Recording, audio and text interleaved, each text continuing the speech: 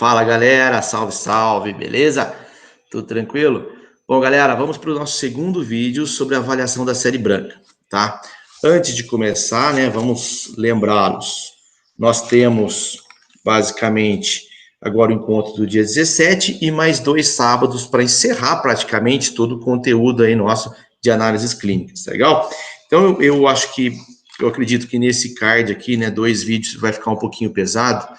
Tá legal, pessoal? Mas é importante para vocês e por isso eu estou insistindo aqui em colocar esses 2 vídeos. Eu dividi assim, inclusive, pensando que não vai atrapalhar, inclusive, a nossa aula prática de sábado, tá bom? Se você, por acaso, não deu tempo de assistir esse segundo vídeo e vai para a aula prática sábado, você não vai ficar ali por fora, não. Vai dar para você acompanhar a aula prática normalmente, tá? A gente vai fazer leitura de lâmina, tá bom? No sábado. Vamos tirar sangue, vamos fazer leitura de lâmina, vamos fazer o hemograma, tá bom?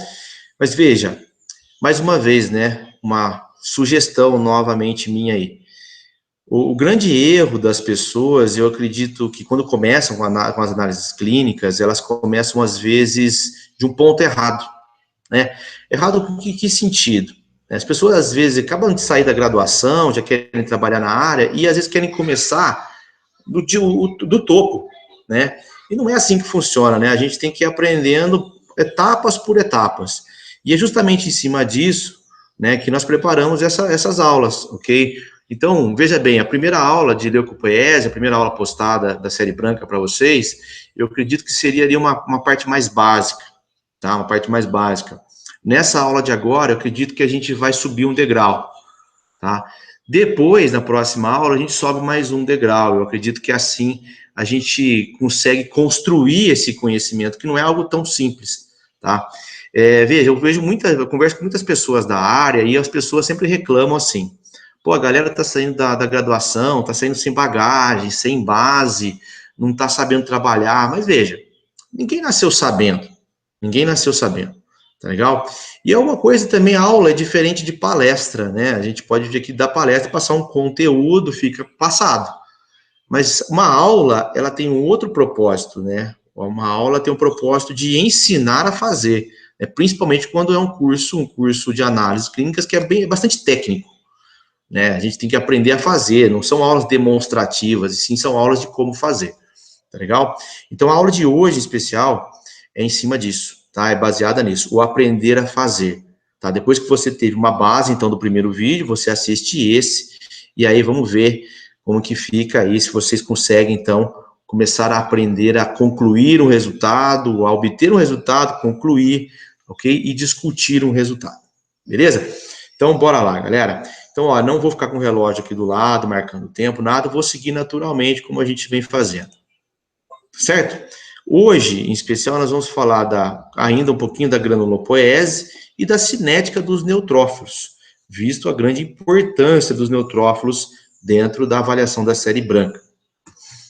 Bom, mais uma vez, eu volto nesse esquema que eu já falei com vocês em outras condições, né, para a gente guardar muito bem das 2 linhagens celulares que são originadas a partir da célula tronco pluripotente da medula, que é a célula mieloide e a célula linfóide, né, a linhagem mieloide e a linhagem linfóide. Lembrem que da linhagem mieloide descendem grande parte ali das células que eu encontro no sangue. Por exemplo, plaquetas, né? Apesar das plaquetas não serem células, e sim fragmentos celulares, elas têm origem mieloide, ok? Elas vêm da fragmentação citoplasmática de megacariócito, que eu vou falar com vocês em outra aula. As hemácias, né? Os eritrócitos descendem da linhagem mieloide, já conversamos das hemácias da linhagem eritrocítica, e agora o nosso foco está aqui, né? Principalmente na formação dos granulócitos, com foco nos neutrófilos. Por que foco nos neutrófilos, Rogério? Justamente porque dentre eles é o mais prevalente, ok? Se eu encontro 70% normalmente de neutrófilos, em condições normais eu encontro 7 neutrófilos para cada 3 entre outras células. Tá legal? Então veja a importância de conhecer tanto os neutrófilos maduros, os segmentados, como toda a sua linhagem. Mas calma, não se apavore ainda. Lembra que a gente está aprendendo a visualizar e a compreender o exame. Quando você olha esse esquema né, da hematopoiese, que é todo o processo, que a hematopoiese é dividida em pequenas etapas, no caso agora, a granulopoiese, veja aqui, ó, as células que nós conversamos, olha os neutrófilos aqui, mas a gente lembra que existem também os eosinófilos e os basófilos, olha aqui, tá aqui, ninguém tirou eles daqui. Agora, vamos começar a caminhar para cima, veja, a linhagem antes aqui, a célula antes é um bastonete, olha aqui os eosinófilos, também tem os bastonetes, mais eosinofílicos, olha os basofílicos, bastonete, basofílico. Então, perceba que as células antecessoras aqui, ó, dos granulócitos são praticamente as mesmas. Veja, promielócitos basofílicos, promielócitos neutrofílicos, promielócitos eosinofílicos, e assim por diante. O que muda, é claro, a sua especialização e a sua granulação, tá? Se são grânulos básicos, neutros ou eosinofílicos, desculpa. Ponto. Tá legal? Os monócitos, por outro lado, que também descendem dos mieloblastos da mesma forma, tem também células precursoras, né, os monoblastos, os promonócitos, mas vejam, olha aqui os monócitos. Legal? E os monócitos terminarão a sua diferenciação nos tecidos, formando macrófagos. Tá legal? Então hoje nós vamos focar grande parte da aula aqui dentro para estudar os neutrófilos. Bom, mas lembrem, vocês podem encontrar também células da linhagem eosinofílica ou basofílica, tá bom? Mas com certeza, comecem pelos neutrófilos, pela linhagem neutrofílica. Não atropelem etapas, tá legal? Por outro lado, a gente vai falar em outras aulas dos linfócitos, tá bom? Lembra que os linfócitos também existem diferentes tipos de linfócitos, tá? Linfócitos B, linfócitos T, NK, citotóxicos, e lembrem também que os linfócitos, eles também terminam o seu processo de maturação nos tecidos, tá? Principalmente aqui o linfócito B, quando produz anticorpo, ele se transforma em plasmócito. Tá legal? Mas isso é tema para outra aula, vamos com calma, tá? Vamos por etapas, vamos falar então. O foco nosso hoje vai ser falar de neutrófilos. Bom, vamos então finalmente aprender a interpretar resultado de laboratório e concluir, tá, o leucograma. Lembra, o eritrograma, análise da série vermelha, eu já ensinei para vocês a base para vocês interpretar, tá? O eritrograma. Agora eu vou fazer o mesmo com vocês dentro do leucograma, a segunda etapa do hemograma. O leucograma, ele é dividido em basicamente duas etapas: a contagem global de leucócitos e a análise diferencial. Então, são duas etapas que a gente precisa fazer para concluir o leucograma: contagem global e análise diferencial. Bom, desse ponto sai a nossa primeira conclusão, a nossa primeira interpretação de resultado. Legal? Então faz aí um coraçãozinho, no caderno. Primeiro, quando a contagem global de leucócitos estiver aumentada, nós vamos estar diante de um quadro de leucocitose. Agora, quando for o inverso, quando a contagem global de leucócitos estiver diminuída, nós estaremos diante de um quadro de leucopenia. Tá legal? Então, para ficar bem claro, leucopenia é quando a contagem global de leucócitos está diminuída, leucocitose é quando a contagem global de leucócitos está aumentada. Rogério, e quando a contagem de leucócitos está dentro da normalidade? Não tem uma descrição para isso, tá? Eu só vou relatar, só vou colocar na conclusão quando está aumentado ou quando está diminuído. Quando está normal, algumas pessoas podem colocar ali contagem de global de leucócitos dentro das normalidades. Pode vir assim também, tá bom? Depois eu explico isso para vocês na prática lá, como que a gente acaba fazendo. Vamos lá. A contagem global de leucócitos vem da onde? Ela pode ser feita manualmente? Pode ser feita manual. Demora um pouquinho, mas é possível ser feito, tá? A gente faz um tratamento com sangue, destrói as hemácias ali, lisa as hemácias, para ficar só os leucócitos, para ficar mais fácil de conhecer, pinta o núcleo delas ali e conta em câmara de Newbound. Demora uma eternidade, mas quem já fez? Quem fez graduação aí comigo sabe que na graduação eu ensino a fazer manual, tá bom? Mas, infelizmente, com vocês a gente não vai ter tempo para estar fazendo isso, tá? Bom, hoje existem diferentes equipamentos, né, automatizados que fazem essa quantificação. Tá aí o nosso aparelho que faz a quantificação. Então, os dados brutos da contagem global de leucócitos são fornecidos pelo aparelho de hematologia, como esse aí. Existem diferentes tipos de aparelho, tá bom? Então, desse aparelho, nós obtemos lá o WBC, que significa White Blood Cells, células brancas do sangue.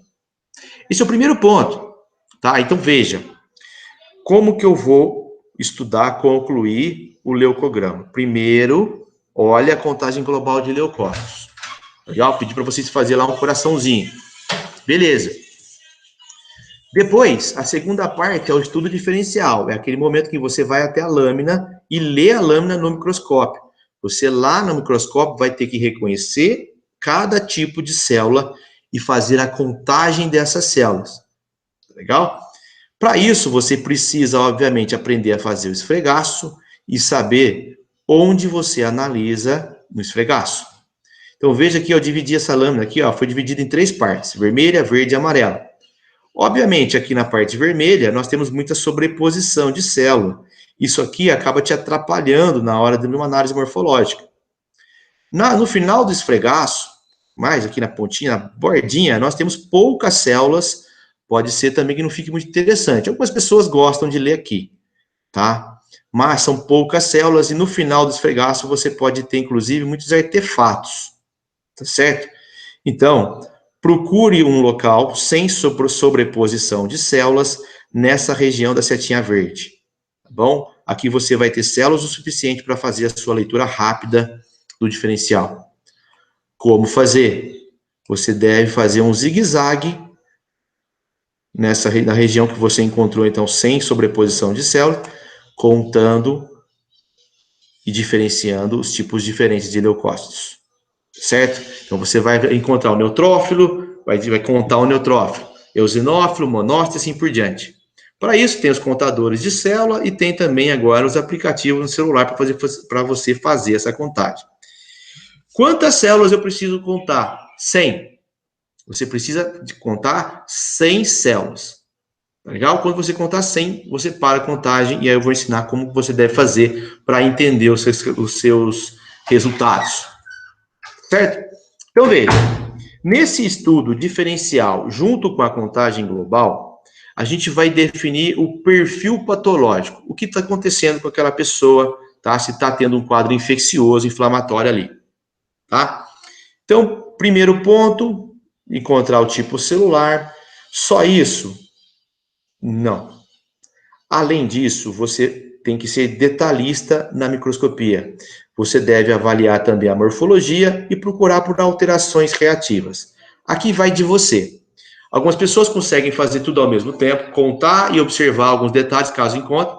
Outras pessoas, principalmente no começo, você faz a contagem, depois você dá uma olhada pela lâmina e vê se encontra algumas alterações morfológicas. Vai de você e vai do seu tempo, tá? Não apresse, não se apresse. Faça no seu tempo. Tá legal? Fica a dica. Não é tão simples, não é tão fácil. E lembra, além de estar fazendo tudo isso, você ainda na microscopia pode observar a série vermelha, apesar de não ser o foco dessa aula. Então, são muitas coisas que você tem que olhar ao mesmo tempo. Talvez fique complicado, tá? Tem gente que então vai lá, vai fazer a contagem diferencial, depois vai procurar por alterações criativas, depois vai olhar as hemácias. Se você se acha, fica seguro assim, beleza, faz no seu tempo. Legal? Mas a grande maioria ali, principalmente com o tempo de trabalho, faz tudo ao mesmo tempo, tá? Faz tudo ao mesmo tempo. Beleza, tranquilo. Vamos lá. Então, veja, por que eu conto 100 células? Ora, justamente porque eu quero encontrar o que eu chamo de frequência relativa, tá? Frequência relativa. Então, veja aqui um exemplo prático. Vocês suponham que vocês tenham tirado sangue e tenham encontrado lá no aparelho 5.000 leucócitos, tá? Você fez a lâmina e fez a leitura, contou 100 células, diferenciando elas em não segmentados, segmentados, eosinófilos, linfócitos, monócitos. Vamos ver se está certo. Esse é um ponto importante. 82, 83, 93, 100.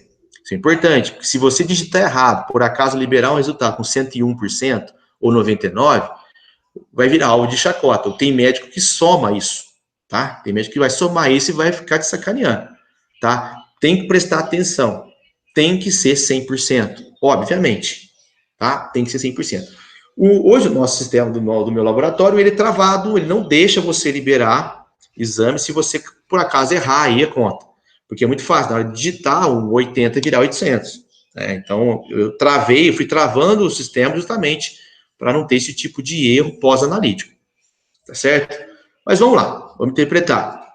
Então, você fez a leitura da lâmina, encontrou esses valores, como você contou sem células, você contou 2 não segmentados, isso representa 2%. Você contou 80 segmentados, então isso representa 80%. E esse percentual é o que a gente chama de frequência relativa. Frequência relativa. Tá legal? Para que serve a frequência relativa? Ora, para mim agora encontrar a frequência absoluta. Veja, eu tenho 5.000 leucócitos, sem diferenciar quem é quem. 5.000 leucócitos representa 100% dos leucócitos na minha amostra. Ora, quanto que é 2% de não segmentado? X. Tem uma regrinha de 3. Multiplico em cruz. E aí eu vou encontrar qual é a frequência. Deixa eu pôr para outra cor. Qual é a frequência absoluta de não segmentados? Ora. E através, então, da frequência relativa, você obtém a frequência absoluta de cada uma das células. Então, veja, não segmentados são 2%. Quanto é 2% de 5.000? São 100. Qual que é a frequência absoluta de segmentados? 80% é a frequência relativa. Quanto é 80% de 5.000? 4.000. Quanto que é 1% de 5.000? 50. Quanto que é 10% de 5.000? 500. Quanto que é 7% de 5.350? Claro, a somatória aqui tem que dar 5.000. 4.100, 4.600, 5.000. Fechou a conta. Assim eu tenho frequência relativa e frequência absoluta. Rogério, você falou para mim que a primeira coisa que eu devo conhecer e saber para interpretar o leucograma é a contagem global de leucócito. Isso. Contagem global de leucócito. E depois? Depois é na ordem, frequência relativa e depois frequência absoluta.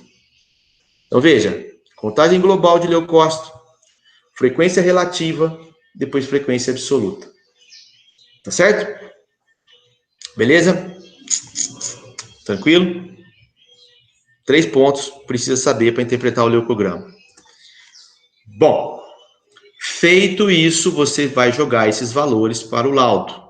Para o laudo. Veja.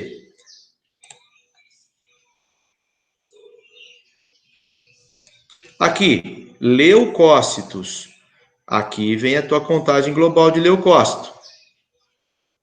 Certo? Aí vamos lá. Olha aqui o leucograma, né? Aqui a série vermelha, esquece ela agora, nós já fizemos, já aprenderam de onde vem a hemocromia, a hemocitose, etc. Beleza. Mielócito, encontrei? Não. 0. Então veja aqui o seguinte, ó. Aqui nós temos o percentual. Aqui nos diz a frequência relativa. Aqui embaixo, ó, nessa coluna, é que vai ser preenchido. Esquece aqui plaqueta, deixa eu pintar essa plaqueta aqui. Faz parte do hemograma, mas a gente ainda não está falando dela. Tá? Então, olha aqui. Vou apagar aqui. Tá? Termina em blasto. Bom.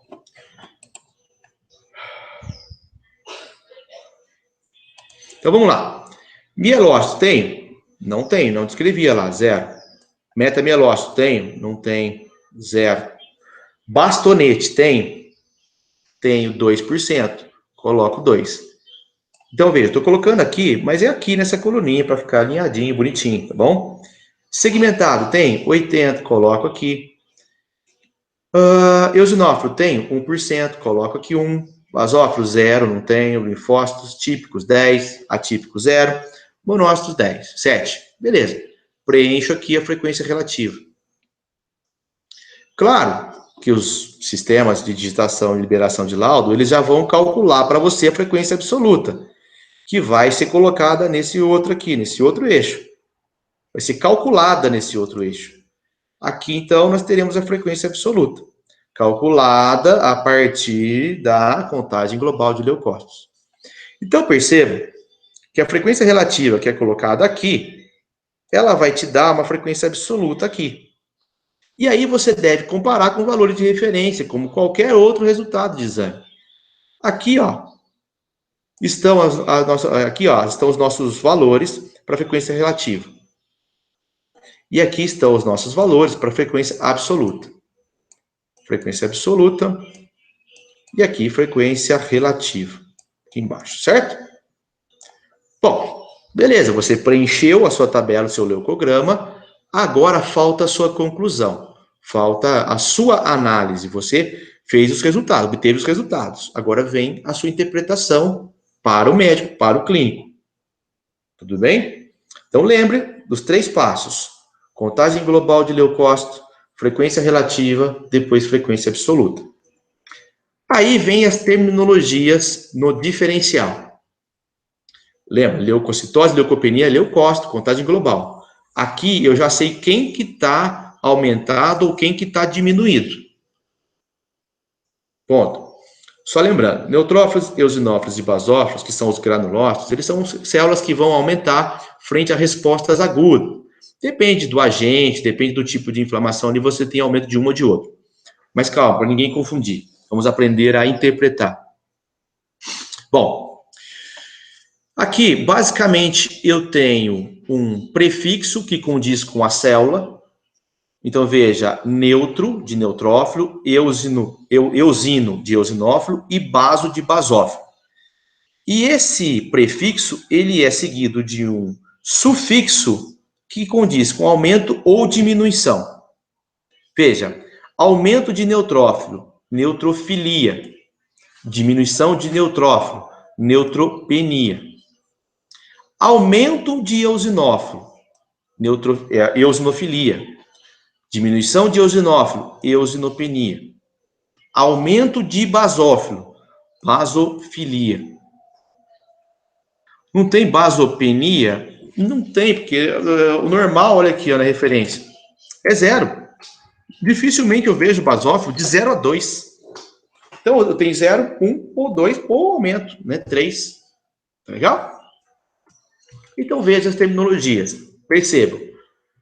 Nos granulócitos, filia significa aumento, penia, diminuição. E sempre vai ser junto com um prefixo que condiz com o tipo de célula. Neutro vem de neutrófilos, eosino de eosinófilo e baso de basófilo. Pronto.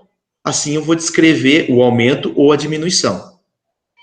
Calma, calma.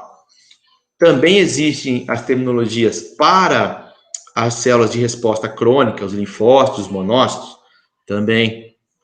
Quando eu tenho aumento de monócito, veja, ó, monocitose. Quando eu tenho diminuição de monócitos, monocitopenia. Quando eu tenho aumento de linfócitos, linfocitose. Quando eu tenho diminuição de linfócitos, linfocitopenia. Então, veja que nas células de resposta crônica, monócito e linfócito, a terminologia muda um pouco. Vem ose, né? Vem o sufixo ose para aumento e também penia para diminuição. Mas agora eu chamo o sufixo ali é ose. Também é precedido pelo tipo de célula, monócito ou linfócito. Né?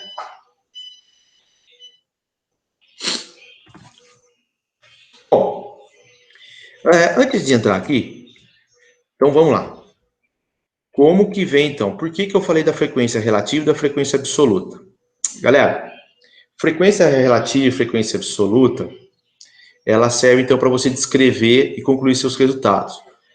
Se você pode observar a frequência relativa aumentada? Sim.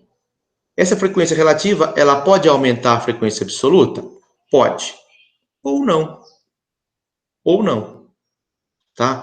Então, se você observou aumento da frequência relativa, você descreve e coloca relativa. Tá legal? E coloca relativa. Agora, se você não encontrou, tá? Se você encontrou a frequência relativa aumentada e a frequência absoluta também aumentada, você descreve qual que foi a célula que aumentou, se é relativa e absoluta. Tá, eu entendi que talvez aí não tenha ficado muito claro, mas a gente tem um exercício para treinar um pouquinho. Guardem muito bem aí as terminologias que a gente vai usar. Bom, as terminologias que a gente vai usar. Bom, então, vamos seguir aqui, vamos falar um pouquinho da cinética. A cinética dos granulócitos, principalmente ali os neutrófilos, que são aqueles que a medula óssea mais produz. Bom, a granulopoiese, ela acontece basicamente em 3 etapas. Uma é chamada de proliferação, ou fase proliferativa, a outra de maturação e a outra de reserva, tá bom? De reserva. Bom, a proliferação também é chamada de mitótica, né? Justamente porque na proliferação, uma célula prolifera, aumenta em número justamente através de mitose. A maturação, que acontece uma parte junto com a proliferação, como a gente já viu na aula passada, e continua após a proliferação. E depois células devem ser armazenadas para, caso precise, tenham ali uma reserva, né, um estoque ali para ser utilizado. Legal? Então, vamos lá. A primeira coisa que acontece na granulopoiese é a proliferação, que acontece do mieloblasto até o mielócito. Ou seja, essas células, essas 3 células iniciais, além delas estarem se diferenciando, elas também estão se dividindo, ok? Elas estão proliferando, aumentando em número. Então, essas 3 células, elas não só amadurecem, como elas também dividem, fazem mitose e aumentam em número. Tá legal? Essa é a etapa proliferativa. Percebam que a fase de maturação está acontecendo desde o mieloblasto, mas a partir do metamielócito só vai continuar a maturação, que é agora. Bom, então antes, né, olha um resuminho para vocês aqui. Quando as células atingem o estágio de maturação intermediário, conhecido como metamielócito, elas param de proliferar, mas continuam a sofrer diferenciação em bastões e neutrófilos segmentados. Certo? Então, existe um período em que as células estão proliferando, fazendo mitose ainda, certo? Durante o amadurecimento, certo? Agora, dê um print aí, tá legal? Ou pausa o vídeo que eu vou seguir daqui. Bom, a próxima etapa vem ali o metamielócito, bastonete. Nesse momento, as células estão somente amadurecendo núcleo citoplasma, tá certo? Núcleo citoplasma. E até que, então, na última etapa, segmentam o núcleo e formam o que a gente chama de neutrófilo segmentado. Então, veja, aqui nós falamos da proliferação, aqui da maturação, e ainda a gente ainda vai falar da reserva.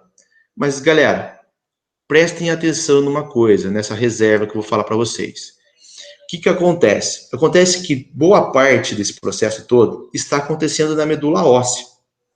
Então, lá dentro da medula óssea está acontecendo divisão celular e amadurecimento celular. As células estão amadurecendo, amadurecendo, amadurecendo, amadurecendo. E é por isso que o primeiro local de reserva, o primeiro local de estoque, de reserva, é justamente a medula óssea. Legal? É justamente a medula óssea. Depois, nós temos, então, a formação, ainda na medula, nós temos formação de segmentados, algumas células ali, bastonetes, acabam terminando o amadurecimento no sangue, são poucas, mas acabam tendo algum bastonete em condições normais mesmo ali no sangue. Porém, veja que até os segmentados eu tenho ali num estoque presente na minha medula óssea. Beleza, então veja, pense na medula óssea como um grande copo, tá? Um grande copo que vai enchendo de células, que vai amadurecendo gradualmente. Bom, esses neutrófilos maduros na medula óssea, eles então atingem a circulação sanguínea. Eles chegam até o sangue. Né? A partir do momento que então encheu meu reservatório medular, esses neutrófilos, eles chegam até o sangue, caem na circulação. Porém, uma parte desses neutrófilos, eles aderem à parede do endotélio e formam o que a gente chama de pool marginal.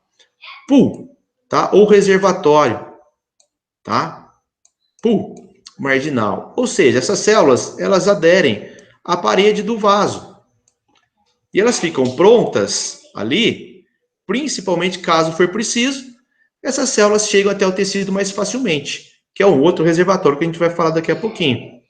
Enquanto isso, nesse mesmo momento que tenho ali esse pool marginal na parede do endotélio, eu tenho também aqueles outros que estão soltos ali na circulação, que é justamente esse que nós analisamos quando fazemos a punção venosa. Quando aspiramos o sangue, né, na punção, o sangue que vem é justamente esse, né, os neutrófilos que vem, né, os leucócitos que a gente puxa, acaba sendo esses que estão na circulação. E esse que está na circulação, solto, é que está no pool circulante. Então, veja o nosso reservatório. Temos uma parte deles armazenadas na medula. Outra parte está armazenado no sangue. Onde? No sangue nós temos o pool marginal e o pool circulante. Cara, entenda isso. E agora, olha um erro muito comum, um erro pré-analítico, tá? Eu não sei quem ou quando que isso surgiu, de dar aquele maldito tapinha ou aquele esfrega no braço do paciente antes de fazer coleta. Um dia surgiu isso e até hoje isso persiste em todos os postinhos de saúde ali que faz coleta, o enfermeiro tem essa mania de dar esse maldito tapa. Galera, quando o enfermeiro faz isso, ele dá esse tapinha na veia para fazer a coleta, o que acontece? Esse tapa desgruda os granulócitos que estão ali, né, principalmente os neutrófilos, são aqueles mais frequentes do pool marginal. E quando desgruda essas células que estão grudadas no endotélio, essas células acabam indo para o sangue, para o pool circulante, que é justamente o sangue que você aspira na seringa quando faz a punção. E é por isso que casos assim, aquele maldito tapinha ou aquele esfrega, pode aparecer para você uma falsa leucocitose, um aumento de leucócitos. Justamente porque teve um deslocamento do pool marginal para o pool circulante. Certo? Então, perceba essa importância. Uma outra coisa, uma outra condição. Também acontece, por exemplo, em criança, aquela criança que faz muita força, que você segura, tem que abraçar, esperneia para você fazer coleta. Nessa criança também começa a aparecer, né, uma falsa leucocitose, às vezes até muitos basófilos em coleta de crianças, justamente por essa força que ele faz. Tá? Você também tem um deslocamento desse pool marginal. Ou uma outra condição, né? Aquele paciente que chega até o seu laboratório, ele vai de bicicleta para o seu laboratório, chega lá cansadão, para a bicicleta na frente do seu laboratório, já quer fazer a coleta rapidamente. Cara, dá um descanso, tá? Daí a importância, lá na fase pré-analítica, do repouso, da estabilização do paciente. Deixa estabilizar, depois você faz a coleta, porque senão você pode ter as que a gente chama de falsa leucocitose, tá? Por que eu tenho esse deslocamento e por que isso é significativo na punção e na análise do leucograma? Porque basicamente eu tenho ali, se eu tenho 10 células circulantes, eu tenho aproximadamente também 10 no pool marginal. Tá? Então veja, se eu deslocar 10 do pool marginal para o pool circulante, eu passo a ter 20. Tá legal? E isso, nitidamente, claramente, é evidente que pode, né, levar aos quadros de falsa leucocitose. Tá legal? Então, segundo o reservatório nosso, depois da medula, vem a circulação, o pool circulante. Lembrando que na circulação nós temos aquele que realmente está circulando, solto, e tem aquela parte que está presa ao endotélio, grudadinha dentro dos nossos vasos ali no endotélio. Então, aqui para ficar bem claro, por que essas células estão aderidas ao endotélio? Justamente porque se forem recrutadas, elas conseguem fazer a diapidese e passar para o tecido, que é o próximo reservatório que a gente vai estudar mais facilmente. Bom, neutrófilos formam aquela primeira linha de defesa. Eu tenho muitos neutrófilos ali na parede dos vasos, mas lembrem-se que eu tenho também eosinófilos, tenho também basófilos, que são células de resposta aguda, estão todas grudadinhas ali nesse pool, ok? E elas estão prontas para agir caso sejam recrutadas. Bom, depois do sangue, eu tenho o reservatório tecidual, porque por onde, né, o micro-organismo vai tentar invadir, né, e no tecido, os neutrófilos, então, que formam a primeira linha de defesa, eles podem sair e atuar frente ao invasor. Mas uma coisa muito importante é que os neutrófilos, eles nunca retornarão ao sangue, tá? Diferentemente dos linfócitos, por exemplo, que eles retornam ao sangue, vão até linfonodos, puxando um pouquinho da imuno, ok? Neutrófilos não. Eles são aqueles caras porra louca, eles vão para cima do invasor para matar ou morrer, porque para ele não vai ter retorno, não vai ter volta. Saiu do tecido, ele não retorna mais para o sangue. Tá legal? Então, o tecidual é o terceiro reservatório. Bom, por que a gente precisa aprender isso, afinal de contas? Galera, pensem na medula óssea com um grande copo, tá? Tá aqui um copo. Pensem comigo, vamos lá. Na medula óssea está acontecendo todo esse processo, nesse sentido aqui. Um copo não tem essa boca?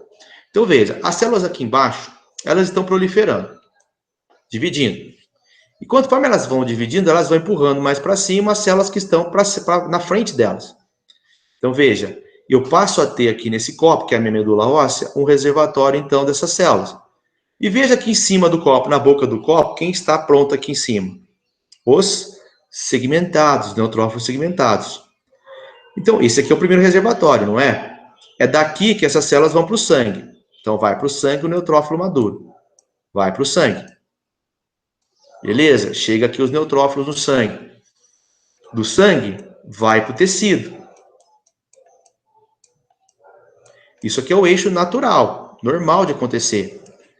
Agora, suponha, pense comigo um caso que o tecido esteja recrutando mais células do sangue. O sangue, consequentemente, vai estar recrutando mais da medula óssea. E cada vez, olha aqui, ó, quem está aqui em cima? Os neutrófilos maduros. Então, eu passo a ter aumento aqui de neutrófilos no sangue. Mas conforme eu vou utilizando esse reservatório, veja quem começa a aparecer. Quem começa a estar cada vez mais disponível aqui. A partir do momento que eu tenho o uso desse estoque medular, eu passo a ter cada vez mais células imaturas no sangue, porque é o que a medula tem disponível para mandar. Visto que o processo de leucopoiese demora alguns dias para se concluir. E diante de um quadro infeccioso, obviamente os neutrófilos eles estão prontos, possuem a granulação necessária, possuem o que ele precisa mesmo para fazer fagocitose, destruir o invasor. Mas caso eu não tenha mais essas células no estoque, começam a aparecer outras, e outras, e outras, e outras, e assim por diante. Justamente por causa do compartimento medular, do recrutamento que acontece. Tecido, sangue, medula. Certo? Então esse é um ponto muito importante para a gente compreender, entender o que está acontecendo diante a um caso de estudo, de um caso de análise do leucograma. Então olha um resumation top para vocês aí. Na medula óssea, os neutrófilos passam pela proliferação, maturação e ficam armazenados até serem transportados pelo sangue, né? Ou para o sangue, né? Até o compartimento tecidual. Então, o sangue está no meio do caminho, né? É o sangue que vai transportar até o tecido, da medula até o tecido. Então, tem 3 compartimentos: medula, sangue, tecido. Bom, obviamente, são fatores que fazem essa liberação do meu copo, da minha medula, que começa a desprender essas células e levar até o sangue. São inúmeras interleucinas, fatores de diferenciação que vão atuar na medula e falar, olha, estou precisando de mais célula, tá bom? Mas o caminho para mandar um leucócito até o tecido é o sangue, certo? Então, dependendo ali, a primeira resposta que eu tenho, muitas vezes, é um aumento dessas células, porque a medula óssea pode desprender grande quantidade de células para o sangue. Mas aí, veja, quando eu estou diante de um quadro um pouco mais pesado, por exemplo, um quadro infeccioso severo, eu passo a ter o deslocamento, então, de células jovens. Lembra do meu copo, tá? E aí, nessa condição, que eu começo a ter o desvio à esquerda. E o desvio à esquerda, né, inicialmente, ele começa, né, pela presença, pelo aumento da quantidade de neutrófilo bastão, de bastonete. Está aí na tela para vocês, um bastonete, um segmentado bem característico. Bom, basicamente, isso não faz parte da interpretação, mas só para a gente entender, nós temos 2 condições aqui. Primeiro, nos casos de desvio à esquerda. Então, eu tenho aumento de neutrófilo, tem uma neutrofilia, né? Mas se eu tenho, dentre os neutrófilos, grande quantidade de segmentado, que eu abreviei com S, em relação aos bastonetes, eu estou diante de um quadro regenerativo. Ou seja, é uma resposta muito boa. Por quê? Porque é sinal que a minha medula óssea está respondendo, né? Tá tendo um problema? Tá. Tá tendo uma infecção? Tá. Mas eu tenho uma resposta muito importante da minha medula óssea. Tanto é que eu tenho segmentados o suficiente para combater o problema. Mas agora, quando eu estou diante de um problema degenerativo, quando eu tenho, então, um aumento de bastonete em relação aos segmentados, veja, nos dois casos eu tenho desvio à esquerda. Eu tenho aumento da quantidade de neutrófilo bastão. Mas quando eu tenho, então, poucos segmentados e muito bastão, tem lâmina que você olha, só tem bastão, você está diante de um quadro degenerativo. Então, um quadro mais grave. Opa, minha medula óssea está perdendo aquela luta, está perdendo aquela briga. Tá legal? Então, a resposta medular tá complicado, ok? Para o seu sistema imunológico. Está mais complicado. Claro que aqui nos dois casos, desvio à esquerda é sempre patológico, lembra da aula passada. Bom, então veja. Mas, né, você tem lá o recrutamento de células, existem os estoques, tem aquela célula que está logo no endotélio, que essas serão as primeiras aí para o tecido. Depois eu tenho logo as células que estão no sangue já, que vão para o endotélio, depois tecido, e eu tenho aquele reservatório da medula, que vai para o sangue, vai formar do endotélio, o tecido. Eu tenho essa passagem dos neutrófilos. Beleza. Mas agora, se o quadro infeccioso for muito severo, muito grave, bactérias altamente patogênicas, tá? Estão ganhando a luta ali, estão matando os meus neutrófilos, por exemplo. Eu posso ter uma diminuição desses neutrófilos. Então, eu posso ter, diante de uma infecção severa, uma destruição tão grande, em larga escala, dos meus neutrófilos, e aí eu passo a ter um quadro de neutropenia. E, inclusive, na neutropenia, eu posso ter o desvio à esquerda. Ora, mesmo eu tendo diminuição da quantidade de neutrófilos, eu tenho isso justamente porque eu estou diante de um quadro infeccioso severo. Nesse quadro severo, eu posso ter o aumento da quantidade dos bastonetes, principalmente. Posso ter outras também, mas deixa para outra aula, tá bom? Eu tenho o desvio à esquerda, que quando, então, eu começo a ter o aumento da prevalência das outras células que estão à esquerda do meu processo de leucopoiese. Lembra? Por que à esquerda? Porque eu escrevo da esquerda para a direita, conforme eu vou caminhando para a esquerda, eu passo a ter o desvio à esquerda. A primeira célula que aumenta no desvio à esquerda é o bastão, o neutrófilo bastão. Mas nós veremos outras condições que os metamielócitos aumentam, promielócitos, todas elas começam a aumentar. Mas vamos por partes. Não vamos atropelar o caminho. Mas guardem muito bem. Tem muita gente que acha que o desvio à esquerda só acontece com neutrofilia. Mentira. Desvio à esquerda também acontece na neutropenia. Quadros mais severos, uma infecção muito severa, pode levar a uma neutropenia com desvio à esquerda também. Tá? Então, guardem as terminologias. O que é aumento, o que é diminuição e o que é desvio à esquerda. Então, olha aqui um resuminho. Frente a um quadro infeccioso, pode haver grande demanda de neutrófilos para os tecidos. Em casos de infecção agudas e potentes, coloquei potentes para ficar bem registrado, essa mobilização repentina pode, por consequência, levar à diminuição de neutrófilos circulantes, que é o que a gente chama de neutropenia. Como eu tenho aumento também das células imaturas, a primeira delas são os bastonetes, eu passo a ter um desvio à esquerda, uma neutropenia com desvio à esquerda. Certo? Beleza? Dê um print aí ou pausa o vídeo que eu vou seguir aqui. Bom, claro, né, que eu também posso ter um quadro de neutrofilia, um aumento dos neutrófilos. Lembra que os neutrófilos são aqueles primeiros que vão chegar até o local. Diante de uma infecção, lógico, eu tenho ali um grande recrutamento de neutrófilos. E se eu estou no começo do processo, principalmente, ora, vai ser recrutado do meu estoque, eu tenho bastante estoque, tanto no sangue como na medula, esses neutrófilos já vão direto para o ataque, caem na circulação, e eu observo um quadro de aumento dos neutrófilos quando eu faço a punção. Certo? Então, eu tenho um quadro de neutrofilia, principalmente no início de uma infecção, né? Ou nas infecções ali mais comuns, eu posso ter um quadro de neutrofilia, tá? O aumento da quantidade de neutrófilos, ok? Principalmente nesse quadro, né, de uma neutrofilia, eu tenho ali uma granulopoiese efetiva acontecendo normalmente, tá, belezinha. Bom, então, percebam ali dentro da cinética dos neutrófilos, aonde eles estão, como eles estão, por que que ele aumenta, por que que ele diminui. Tá? Lembra também o que é desvio à esquerda.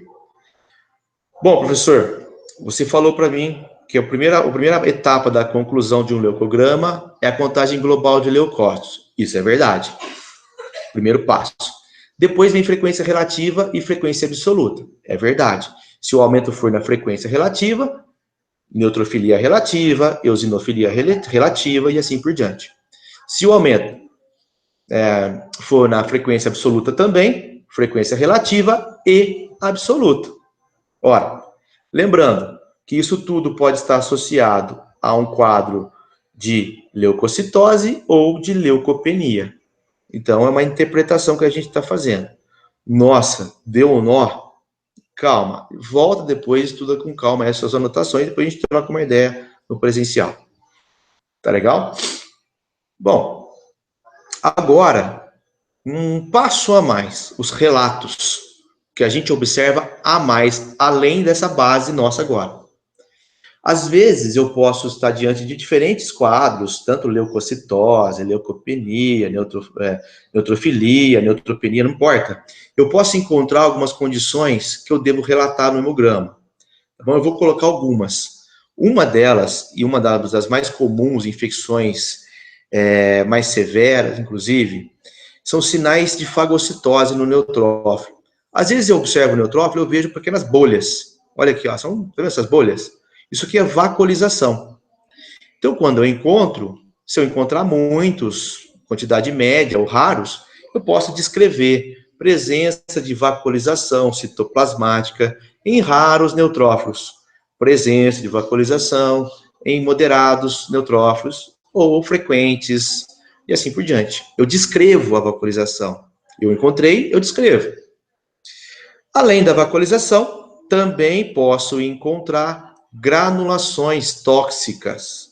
Perceba a granulação desses neutrófilos. Além da vacuolização, eu tenho esses grânulos mais escuros, mais grosseiro. Isso aqui é presença de granulação tóxicas. Também relato. Presença de granulações tóxicas em raros neutrófilos, em moderados neutrófilos ou em frequentes neutrófilos, dependendo do que você está observando na lâmina.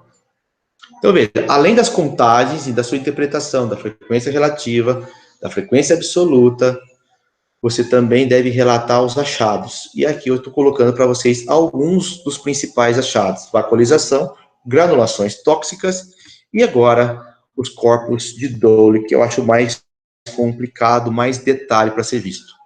Bom, os corpos de Dole são transitórios, né? Resto de RNA ribossomal, são pequenas manchinhas que a gente observa nos neutrófilos. Muito difícil de ver, tá bom? Indicados aqui pela seta, veja, bem em detalhe, eu posso ver bastão com esses corpos de Dole, posso ver os segmentados, tá bom?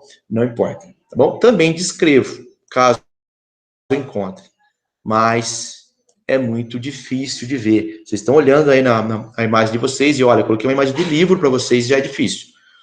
Encontrar isso na lâmina, eu diria, extremamente difícil. Mas saiba que existe, e se você encontrar, descreva. Tá? Descreva também. Presença de corpos de Dole em raros, moderados ou frequentes neutrófilos. Tá? Então, veja, a análise qualitativa dos neutrófilos são de extrema importância na rotina clínica, pois reforça a hipótese de quadros infecciosos e inflamatórios, além de ressaltar quadros mais graves. Bom, então veja, além da sua interpretação, que está aumentado, que está diminuído, se a frequência relativa, se a frequência absoluta, relatar os achados, também é importante, granulação tóxica, vaporização e corpos de Down. Tá legal? Gente, eu acho que isso é o básico para a gente entender o leucograma. Tá legal? Isso aí é extremamente importante. Não sei como cada um trabalha na sua rotina, quem trabalha na área. Sei para quem não trabalha também a dificuldade, às vezes é um pouco abstrato. Mas isso aí, pessoal, com o tempo vocês vão aprendendo e desenvolvendo como fazer. Tá legal? Bom, ao final aqui nós temos duas atividades que eu gostaria que vocês fizessem, então, após assistir esse vídeo, para validar a presença e validar a nota de vocês dessa aula. Tá legal? Eu vou deixar aberta essa atividade até a próxima semana. Eu vou estar conversando com vocês disso ao vivo, reforçando, tirando as dúvidas ao vivo. Tá bom? Então, mesmo que você está assistindo esse vídeo depois da aula prática, você vai ficar ligado. Certo? Então, aqui é um caso, supondo que um homem adulto, 30 anos, com uma contagem global de leucócitos de 15.500, nessa frequência relativa que eu obtive aí após a leitura de lâmina, tá? Após a leitura de lâmina. Primeiro ponto, se tá certo, se não tá, né? Façam aí as conclusões de vocês. Tentem fazer. Como são as conclusões? Tem uma leucocitose, uma leucopenia. Calculo as frequências absolutas. Descrevo se é uma neutrofilia relativa, se é relativa aí absoluta. Façam aí as conclusões de vocês nessa atividade, tá legal? Depois a gente conversa sobre isso. Aqui um outro caso, também homem adulto, 30 anos, com uma contagem global de 3.500 leucócitos. Veja também aqui a frequência relativa. Legal? Então, são dois exercícios aí para a gente aprender a interpretar. Lembrando, observar células, encontrar células, saber qual célula que é qual, isso na prática. Tá bom? Isso na prática a gente vai estar fazendo. Certo? E eu vou tentar ver com o pessoal, se a gente também consegue colocar lá para vocês de casa aí algumas lâminas para a gente estar conversando aí.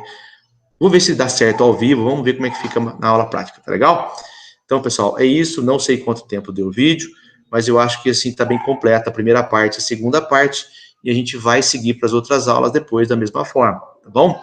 Então, veja, se você não conseguiu ver esse vídeo, não tem problema, certo? Depois da aula prática aí você vê tranquilamente, e só faça as duas atividades e envie aí para validar a nota e presença de vocês. Tá bom, galera? Então, juro que por hoje é só. Até logo mais. Um abraço. Tchau para vocês.